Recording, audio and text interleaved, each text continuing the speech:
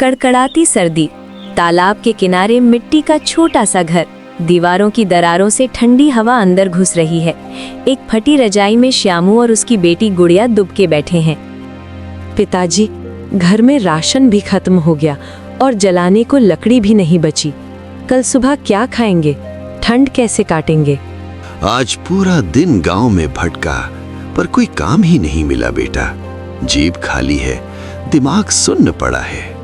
कल फिर जाइए ना काम ढूंढने, कहीं ना कहीं तो मिलेगा ही। मैं संभाल लूंगी, आप हिम्मत मत छोड़िए। जाऊंगा बेटा, जब तक ये बूढ़े हाथ चल रहे हैं तेरे सामने हार नहीं मानूंगा। बस तू साथ देना। सुबह की हल्की धुंध, श्यामू अलग अलग घरों के दरवाजे पर जाता है। काकी जरा सुनिए, कोई भी छोटा मोटा काम हो तो बता दीजिए। 2 वक्त की रोटी के बदले जो कहोगी कर लूंगा। अरे तू वही ना तालाब वाला मांस खाने वाला श्यामू, हमारा दरवाजा भी अपवित्र कर दिया। जा, हमारे यहाँ तेरे लिए कोई काम नहीं, दूर हट। काकी काम से मतलब रखो, थाली से नहीं। भूख सबको लगती है, चाहे शाकाहारी हो या मांसाहारी। हमारे यहाँ मांसाहारी के लिए न काम है न जगह।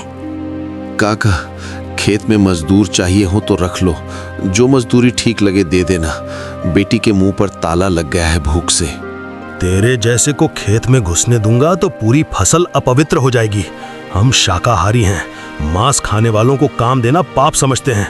आगे बढ़ यहाँ से, कुछ नहीं मिलेगा। इनके लिए मैं इंसान नहीं, सिर्फ मांसाहारी हूँ। ना काम ना इज्जत। शाम ढल रही है। गांव की सबसे बड़ी हवेली।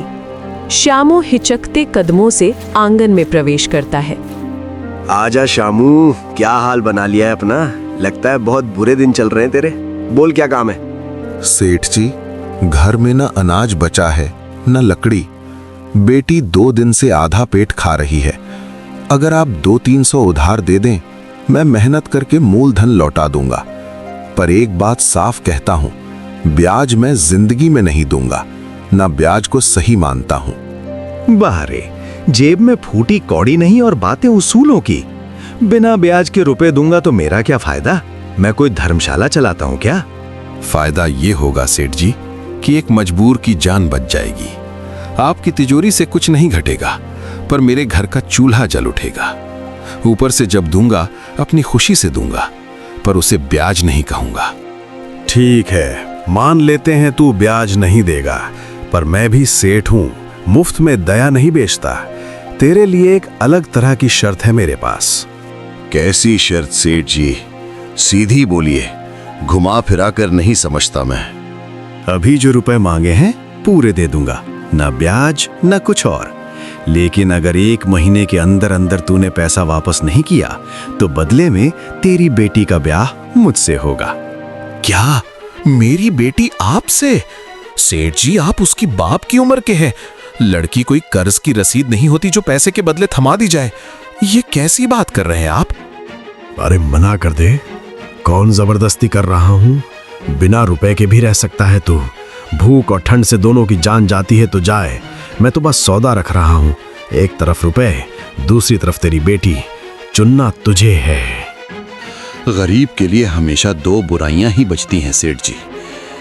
एक आज की भूख, दूसरी कल का डर। ठीक है, रुपए दे दीजिए। 1 महीना मेरी जान पर भारी रहेगा, पर मैं जान लगाकर पैसे लौटाऊंगा। अपनी बेटी को आपके हवाले नहीं होने दूंगा। बस यही सुनना था। ये ले रुपए और ये कागज, इसमें तारीख लिखी है 1 महीना। इसके बाद या पैसा या रात। चूल्हे पर दाल चढ़ी है, लकड़ियां सुलग रही हैं।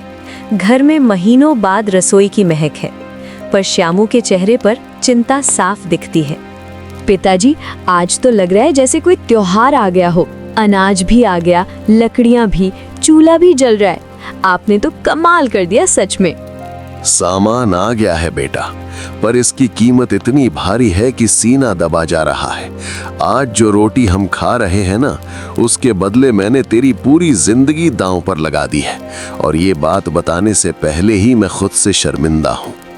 आप ये कैसी बातें कर रहे हैं पिताजी? साफ साफ बोलिए ना, ये रुपए किस शर्त पर मिले हैं? आप मुझसे कुछ छुपाएंगे तो मैं और डर जाऊंगी। सेठ धनीराम के पास गया था, ब्याज से मना कर दिया तो बोला ठीक है, बिना ब्याज के रुपए दूंगा, पर अगर 1 महीने में लौटा ना पाया तो बदले में तेरी बेटी से शादी करूंगा।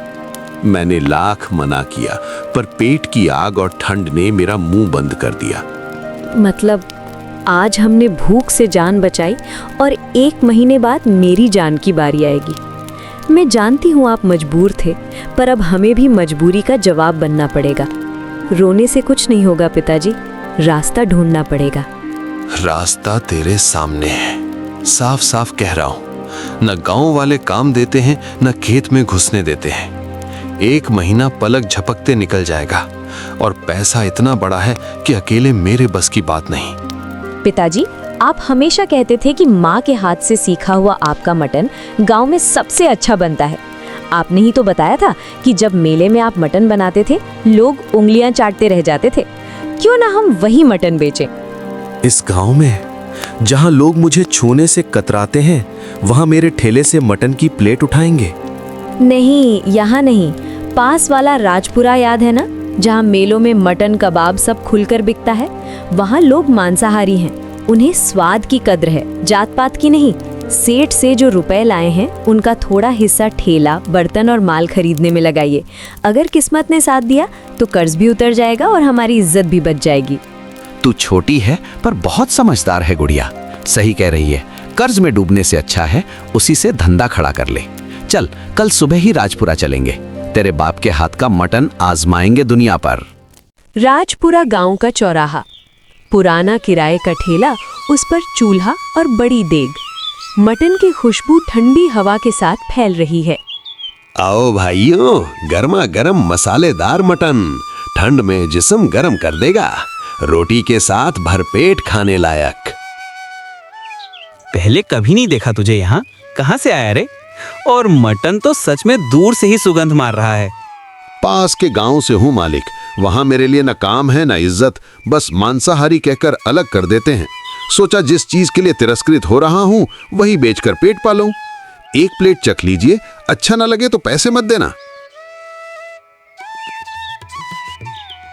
अरे वाह, ये तो सच में कमाल है।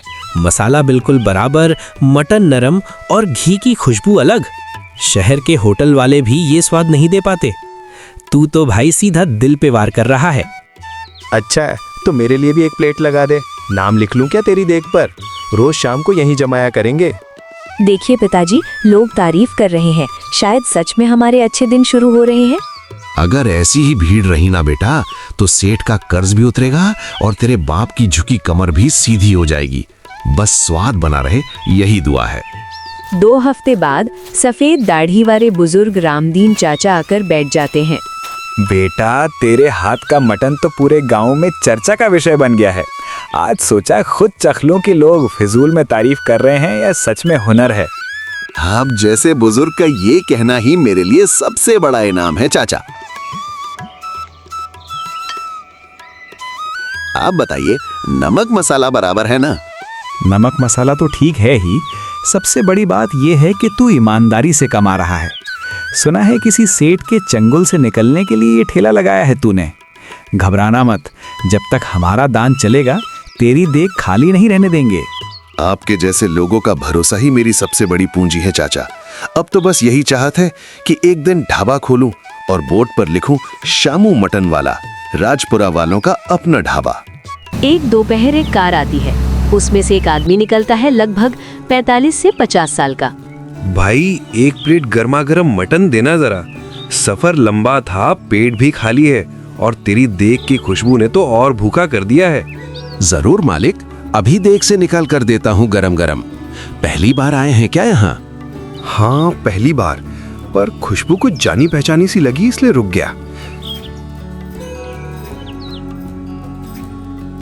ये तो बिल्कुल माँ के हाथ वाला स्वाद है।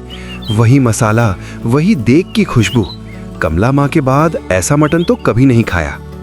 साहब, अगर मटन में कुछ कमी लगी हो तो बताइए। नमक मसाला कम ज्यादा हो गया हो तो मैं पिताजी को अभी बोल दूं।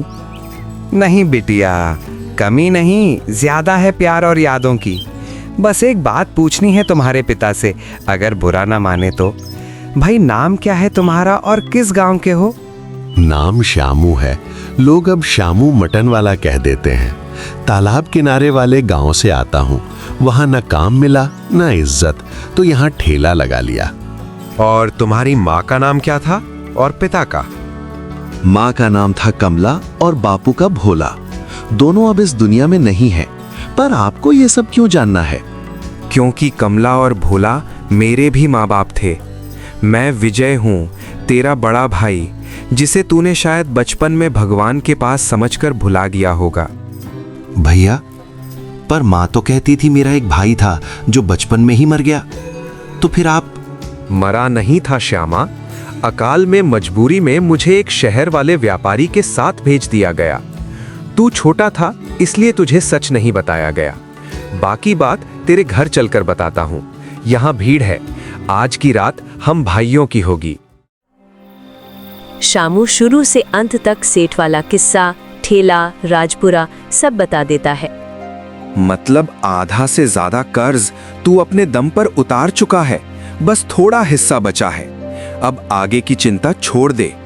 कल सुबह सेठ के पास हम दोनों चलेंगे, उसका पैसा मैं चुका दूंगा। और उसके बाद उसकी हिम्मत नहीं होगी किसी और गरीब की बेटी को कागज के सहारे बंधक बनाने की। तो अब मुझे उस सेठ से शादी नहीं करनी पड़ेगी ना चाचा? कभी नहीं बेटा, जब तक तेरे सिर पर बाप और चाचा दोनों का हाथ है, कोई भी सेठ तुझे सौदे की चीज समझने की हिम्मत नहीं करेगा। अगली सुबह सेठ धनीराम तालाब वाले घर पर आता है। ओ श्यामू, बाहर निकल रे, आज तेरे इम्तिहान का आखिरी दिन है। 1 महीना पूरा हो चुका है। अब या तो मेरे रुपए मेरी हथेली पर रख दे या तेरी बेटी को मेरी दहलीज पर पहुंचा दे। सेठ जी, मानता हूं कि अभी तक पूरे पैसे नहीं जुटा पाया, पर आधे से ज्यादा रकम मेरे पास तैयार है।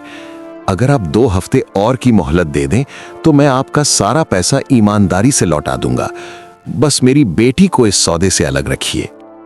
मुझे तेरे बहाने नहीं सुनने।